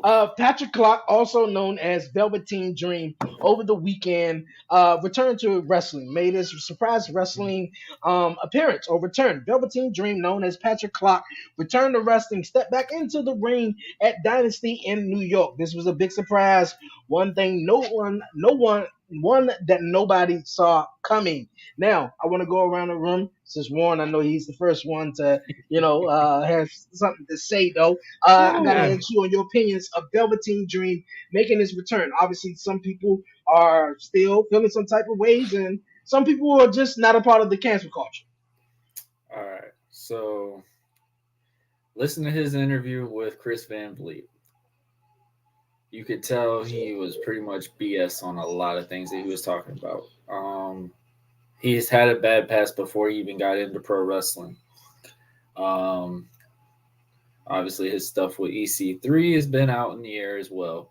The rumor was that Velveteen Dream was supposed to sign with NWA a year ago. They removed him because of fans just crapping on it. Literally, like, go, go, go, go. And obviously, this company, this promotion that they had, I don't know. I mean, the stuff, the allegations that he's had on him, whatever. There's a lot of stuff that's been out in the opening on him. He's obviously been arrested in and out since he's been released from WWE and stuff like that. Just judging from my perspective from guys that I know have been over on that area, they won't take a booking from that promotion anymore because of this scenario. So I guess that's how I'm going to leave it. Like, a lot of people feel a very certain different type of way of Velveteen Dream. Now, not to discredit that this dude is not a great performer. This dude literally would be one of your main draws and probably one of the main events in WrestleMania in the next year or so. If he would obviously not done what he's done. But yeah, that's all I can finish with it. Okay. Without getting Let's in see if trouble. Blackheart wanna chime in. Sure. Now I got a little open space to talk. So I found this out probably around the same time that you did, Dre, over the last few days. Him popping up at the independent show, doing a little stick promo at the very end of his match. Um, Honestly, this is just for his way to try to get back into the wrestling scene because without no bookings, can't really do anything to make ends meet. So what's the really one thing that you can try to do is wrestling. So I think he just grabbed that whatever opportunity that could come to him and try to stick a lane into it, and people are not going for it because of this Me Too situation, the Vince McMahon allegation situation, and everything else. And more importantly, I want to speak as a black man for a second, real quick. I just hate this stigma how lots of other nationalities out there want to depict us as we are just these type of men, or we savages, we this, we that, and the third. Okay, we don't know what really goes on behind closed doors when it comes to anybody. You, me, Beeline, Warren, anyone. We know what happens behind closed fucking doors. So we can't say what's right and what's wrong, but at least we can say because of our upbringing that certain actions is going to turn people the fuck away from you. And this is just one of those issues when it comes to Velveteen Dream. So honestly, I mean, it could have been worse. He could have been blackballed already and never even surfaced in that promotion. But someone is giving him a In my chance opinion, to try to EC3 prove would be wrestling to try either. to prove people wrong and be like, yo, he's not this type of person. But if you got the whole population that is based on what's being read, what's being said, and not really no true affidavit being flown around or anything of that nature that got this man's name and he had to take a plea or a no contest or whatever. We can't depend on what the fuck happened. So I'm experienced with this, to really be honest with you, because he's a black wrestler. Because how many of the black wrestlers I probably had to wait and shit in order to get back into good graces in wrestling compared to white wrestlers? That's all I got to say about that. I want to say real fast on it though. But I did see him in the limelight with the police video and stuff like that. And with even with the McMahon situation, or even what Punk happened, what CM Punk in AEW, obviously different situations. But I wasn't there. I don't know what happened with the guy. I've just heard stories though. But I don't know if this should be a full. We should just cancel the guy and just say, yo, man, he should never wrestle again. I thought the guy was a great, in the ring, but beyond that, as far as personal business though, I don't know much of, but all the stories and everything that came out in the reports, but that's that. I don't know, man. I mean, I just see him, doing something. I always thought this guy had a bright future, and could be something. And I know a lot of people are 50-50 split with it though, but I just want to see him do well wherever he, decide to go in the wrestling world. Because I Yeah, I know get, a I So lot get of you. wait, those. so Dre, so one question, right? Say for instance, hypothetical, right? If CM Punk was, I mean, if CM Punk did this type of news, would you be bringing him back? Fuck no. If I you wouldn't said bring if he did it, anybody I, who did some fucked up And shit, CM especially. Punk, replace Velveteen Dream with CM Punk. I mean, I would have because this is what I'm saying though. This is what I'm saying. Although that went down and it was some real foul stuff though. Now this is just from the reports. I My don't know, man. I opinion, don't I want have it. no I've idea. I said don't this want it to What's happen countless. to real and anyone what's else. not. I've said this countless See, now times. the reason why I asked that I is would because of the release skin color EC3 as perception. well. My thing is, I would not have EC3 wrestling as well. So it's not like I would just penalize Velveteen.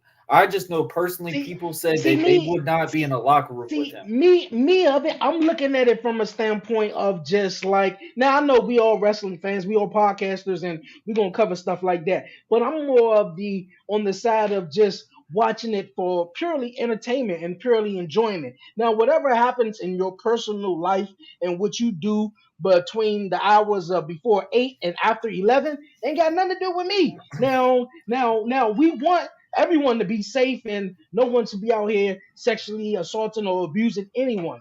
That's we want to say that all bucks though. Yeah, yeah. But like from 8 to 11, and I'm watching you on my TV, yo, let's go. You feel me? Like, but even I mentioned the CM Punk thing because what happened backstage at All In.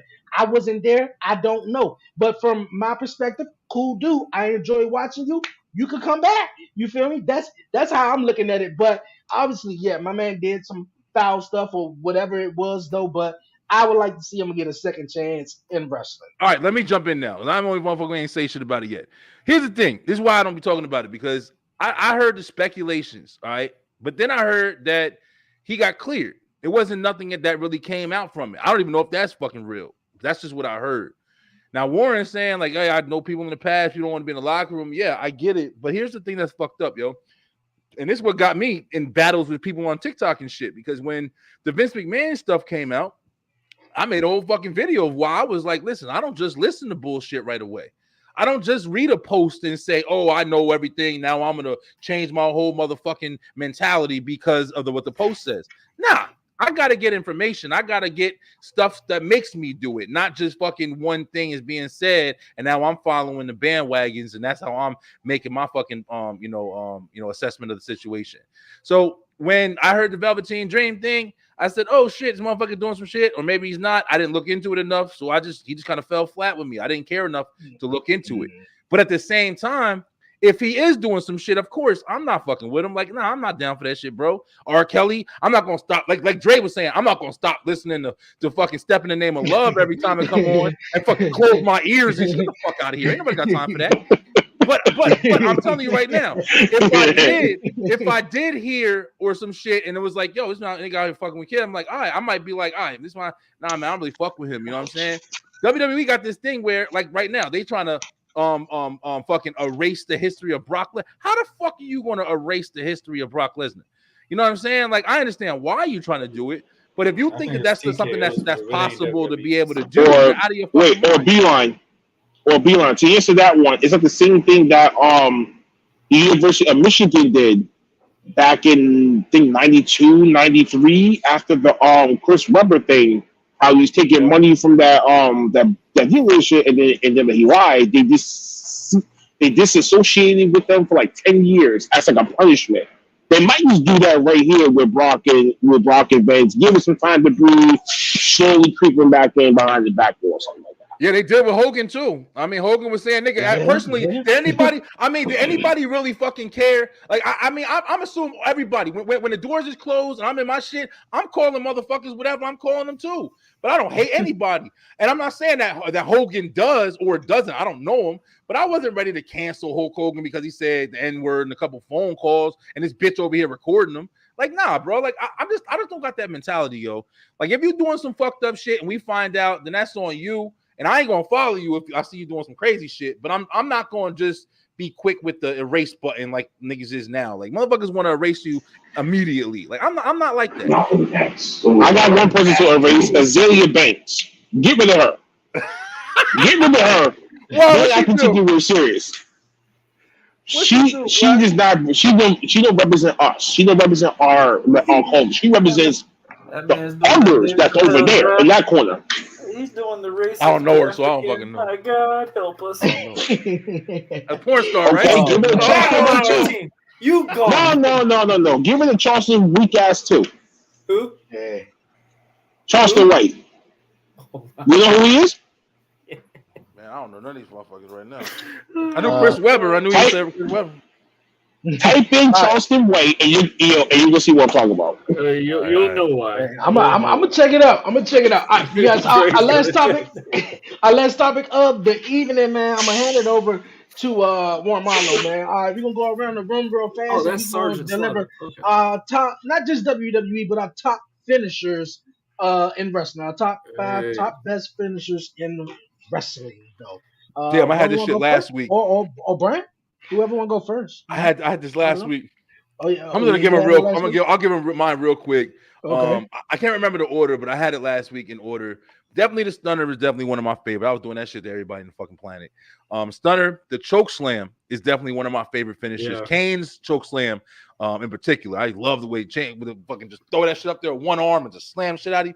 Kane's shit was definitely one of mine. The jackknife power bomb has always been, not anybody else's. I'm talking about the Kevin Nash one where he picked your ass up and then he just dropped your ass. Like he can't even slam you and shit. Like, but jackknife power bomb.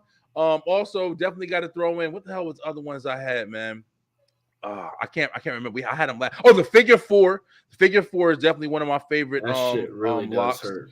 It doesn't even matter how you fake it or what. That shit hurts. That's my shit. And then growing up as a early 90s, 80s kid, sharpshooter was my shit. Sharpshooter was my shit. I put everybody in the fucking sharpshooter. Those are my shits. No, those really do hurt. Those don't. You can't fake that shit. Those hurt. Like I've tried every possible way. That's why I kind of got away from submissions because I'm just like, bro, if we go 15 to 20 minutes, I cannot hold you in this thing for that long. One of us is gonna hurt from that. Yeah. So I agree. I was shocked that you didn't say the leg drop because I remember how big you were like fully on Hogan's thing. Hell no. The leg drop is a move. All you do is a leg drop. Get the fuck out of here. Anybody's elbow drop, I would say Macho Man's. Period. Yeah, I think out of anybody's elbow drop. That was my shit back in the day too. Blackheart, what you got, bro? Stone Cold Stunner, Undertaker's Tombstone. Oh yeah, you're gonna pick that one. The Sharpshooter, the RKO, and the Shooting Star Press. That's another one for me too. Shooting Star Press. That's my shit. All right, hold on, Blackheart. It was just because of the Brock Lesnar Shooting Star and how he missed it. How that could have huge implications in his career. If he landed it extremely wrong, he could have died.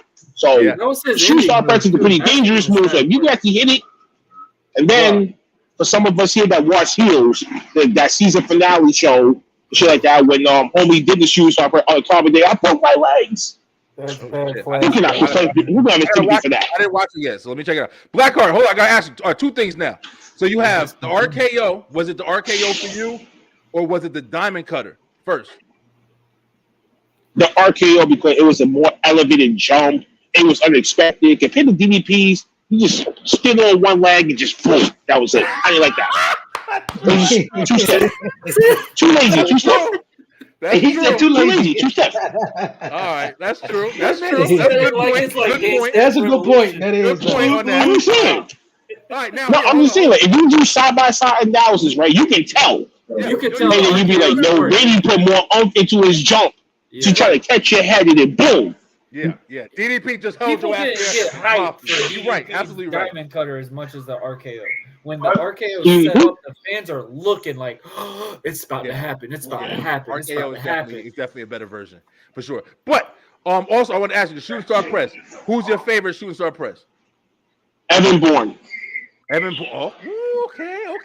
Evan Bourne's was so fucking clean. AKA Max Seidel's. AKA Max Seidel's character now. Yeah, so that's him. Yeah, Evan Bourne.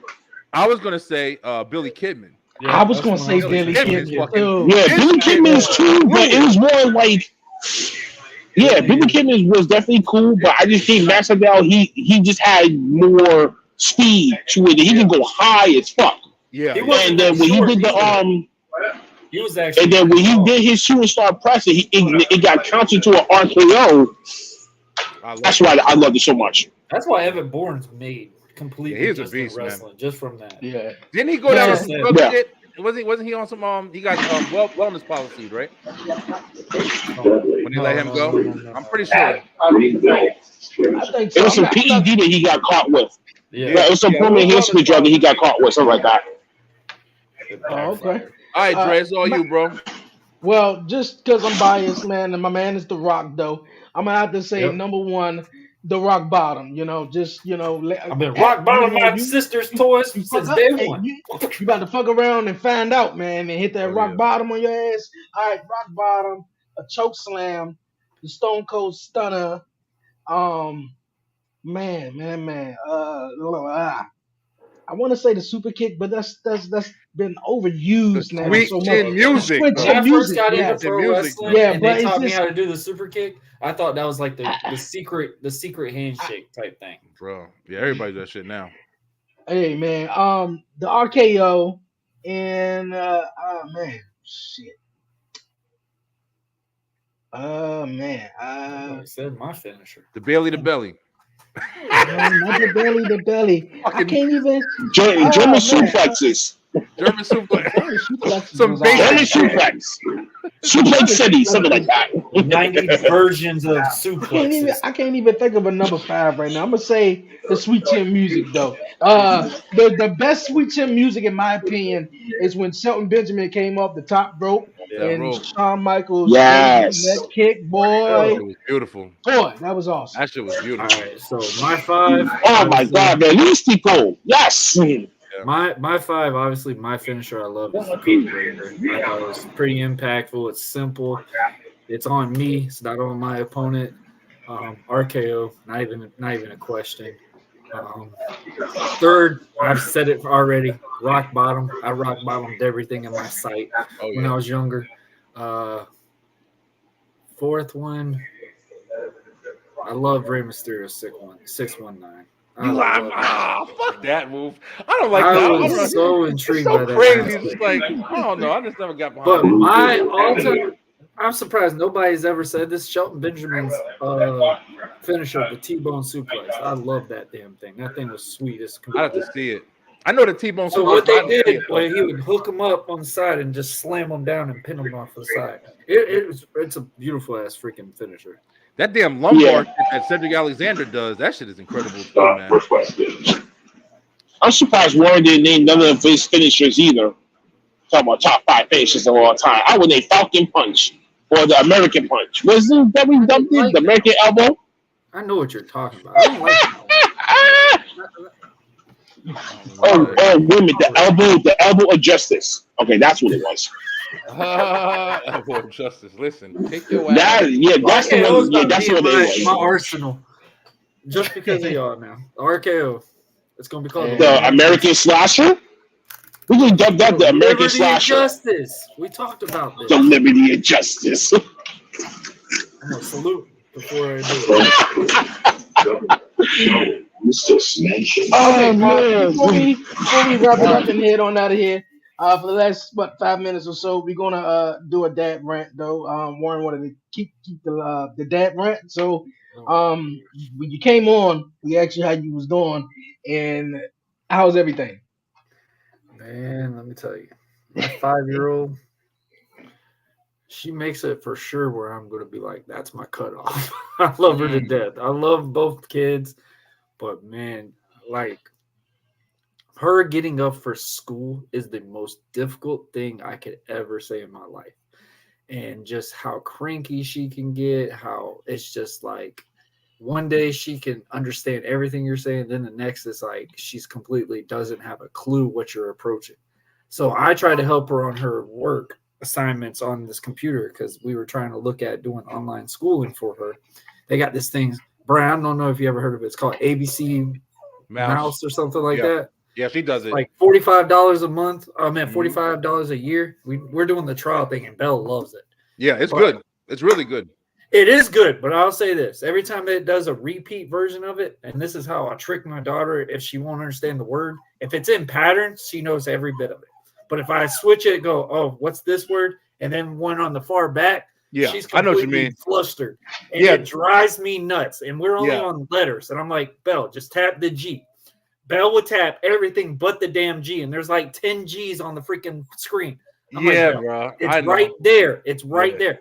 I don't know. It's just staring at you. And I'm just like, bro, I cannot be a damn teacher. They get used to the pattern. My daughter does the same thing. She'll do just like you just said. She just like gets them in that order. She does pattern. Yeah. So when you fuck it up, it's like that's what they're remembering is a pattern, which is still good to teach them and shit. But like you said, like if you want to teach your kids to read, you just be like, oh, my kid's reading because they're reading everything back to back. They're remembering the pattern of what you're saying. So you can take a flashcard and say dog, cat, fish. But if you take that shit and say dog, squirrel, and they're gonna still say it in that rhythm. They're not gonna change that whole rhythm. Yeah. Bro, I'm telling you, that drove me off the wall. Yeah, more power to you if you're trying to, listen, I love homeschooling, man.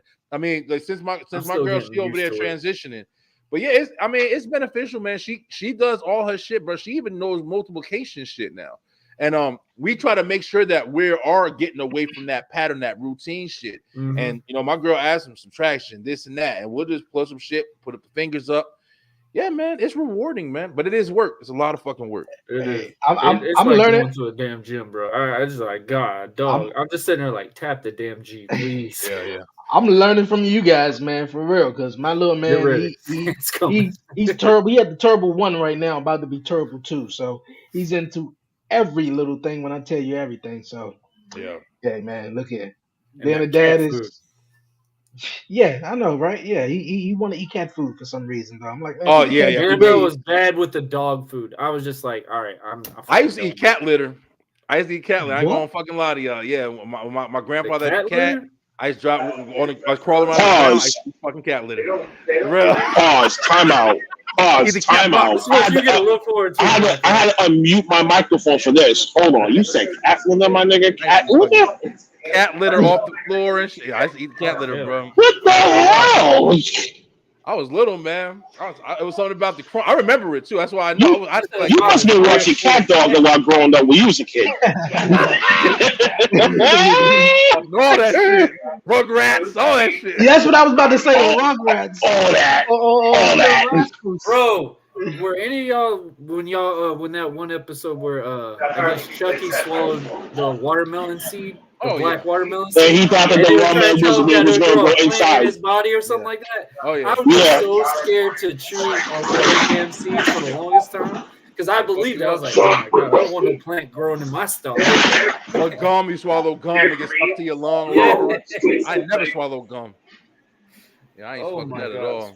Shout out to Rugrats. Actually, Rick Rude had a story, right, that him and Stone Cold would be driving together, and Rick Rude would be eating nothing but gumballs and not spitting them out, but eating them. Yep. I was like, man, like, you won't catch me type of shit like that. They had big bags of it. Mm-hmm. Like interesting stories like this, and just sitting there chewing it like it's normal candy. Yeah. Hey man, that's an interesting story to say. For real. Hey, it's been a dope episode of Commission Talk this Wednesday, man. Before we roll on out of here, man, tell everyone where they can pick you guys at. New episodes dropping off. Whatever you guys want to say. Who wants to go first? Who want to go first? Go ahead, Blackheart. Oh shit! I didn't know it was really gonna be on me anyway. As I'm about to get off my bus and walk my ass home, some of you guys may know me, some of you guys don't. I'm Blackheart Bitches. OTPR leader and shit like that. I don't want to be called boss no more. Boss is too cliche and shit like that. And two people out there, they hate my guts so bad that they want me to fuck gone. But here's the problem: I'm not going to fuck anywhere, so I'm still gonna be here every single week as long as I'm still breathing. Black Girls Angels Society at 4. Wrestling Asylum at 4. Wrestling Asylum at 6. We back up. Last week at Wrestling Sundays at 10. Going to get Wrestling back in order. Uncle Fats versus E-Juice in Aftermath, and Wrestling is coming soon. I'm telling y'all, that's going to be gigantic for us. And we got a special surprise coming for the season finale show this month, meaning for this year. So we're going to try to do a live show outside TD Garden for the season finale show this season. So we're working the details out soon. So yeah, stay in tune for that. And I will be back on Commission Talk full time again. So stay tuned. Hey, that's what's up, man. That's what's up. Warren. I'll be back. I'll be back. What's on Marlo? We got a live interview tomorrow with Big Mike, OTR's on right there. We got Big Mike on tonight. We're gonna have him on at 8:30 tomorrow Eastern time. That's gonna be the only episode we're gonna do this week. We got Elimination Chamber coming up. We got a lot of things coming up. I know people have been requesting we're gonna do Buzzing Gaming again soon. I've just been everywhere. My wife told me I needed to slow down for a week, so I just kind of like wanted to rejuvenate my batteries a little bit. But guys, it's always a pleasure. We love to do this. Also, make sure y'all go to all our links, like, share, subscribe to all our platforms. We greatly would appreciate it. All of us would. OTTR, 1130 Podcast, the Beeline. Man, we will definitely appreciate it. That's how we grow, and that's how we get this thing going. Commission Talks has been live and well, been going for we've been going on for what, about 3 years now, right? Two to 3 years, ain't it? Yeah. 3 years, mate. 3 years, mate. Yeet. 3 years. Yeet. What's up, man? And always remember, guys, finish your story. That's all we got to finish with. Fuck that shit. I hope you lose, Cody. Yo, listen, it's been a great episode, man. Thank you guys so much once again for watching. Really appreciate everybody, and every week tuning in. We usually got like a couple regulars in here that I'm noticing now every week. Blackheart, definitely great seeing you back on. Giving your opinion, helping me give Warren shit over here. Now I took your spot for a little while, giving Warren shit. I'm glad to see you back on there, judging it up like always. But Beeline, listen, we're gonna be back at it tonight. STR is back. We returning with we had a guest tonight. We're gonna be talking to somebody about that wrestling. We got a couple of new faces that's actually going to be coming on. So we'll be talking about the Elimination Chamber as well, like doing some predictions and some other shit going on. But listen, I love you guys, man. It's been really great. Once again, everybody's saying they back on here. I'm back too, man. I'm actually I took a small break. I started a new job. I've been posting as much as I was, but I'm fucking full throttle back on. I know y'all been seeing us on 11:30, beyond 11:30. Yo, listen, Dre, I look forward to Beyond 11:30 every week, yo. We've been talking some great shit. If you guys aren't checking that out, Thursday nights at 9 o'clock, we do Beyond 11:30. Yo, Dre, I gotta get on that Beyond 11:30, man. Cause y'all be talking some shit on there. Y'all be talking some shit on that shit, bro. Really good. About the limits, about what would you not do, and she only picked 2 of them. I was just like, that's what I was saying. I was like, yo, she's fucking wild. And I'm sitting there like, I know Harley wild, but I was like, yeah, we know that one. We know that one. Yeah. Oh no. I think Harley no. But yeah, man, Harley looks forward to him every week. We know that. We know Harley looks forward to that episode. I appreciate everyone who definitely tune in and check out the episodes. Episode 6 will be returning. Definitely. We're gonna wrap it up at episode 8 for the season finale.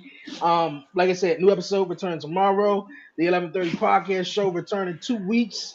So that's gonna be great. And Talk Pro Wrestling live this Saturday. I'm going to do some, post reactions and reviews on Elimination Chamber, man. But other than that, man, it's been a great show, great vibe, good seeing Blackheart here.